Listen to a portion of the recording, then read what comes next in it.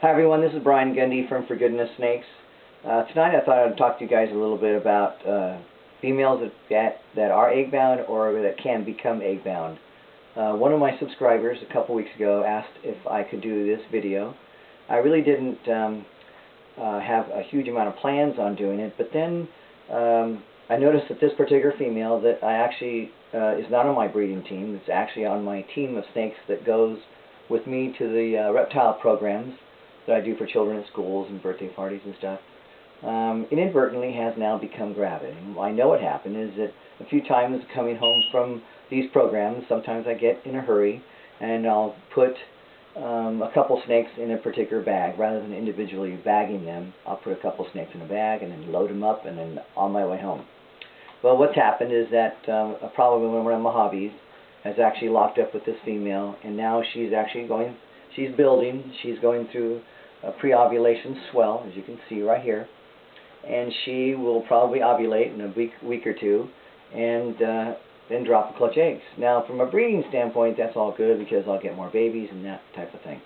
But the concern is that this is only a 1,300 gram female, and she's thin. If this was a pretty hefty 1,300 gram female, I'd feel a little bit better about it. But females that are below 1,500 grams stand at risk when it comes to, are a little bit more risk, are at a higher risk factor than those that are above 1,500 grams. So there's a couple techniques you can use. One of them is if she does become egg-bound, and what I mean by egg-bound is if she has her post-ovulation shed, her prelay shed, and then let's say 40 days go by and she hasn't had her clutch. If you put sphagnum moss, wet sphagnum moss in her tub, this will draw her to the area of where the sphagnum moss is, and she will probably drop her clutch there. That's one technique to use if you think you've got an egg-bound female.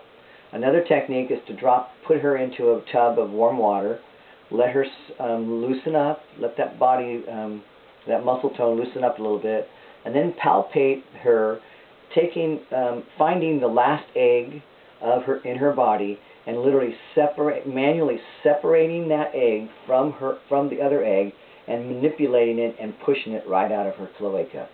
And then go up and grab another egg and literally push it and move it down her body into her cloaca. And then continue to do that until you've got all the eggs out.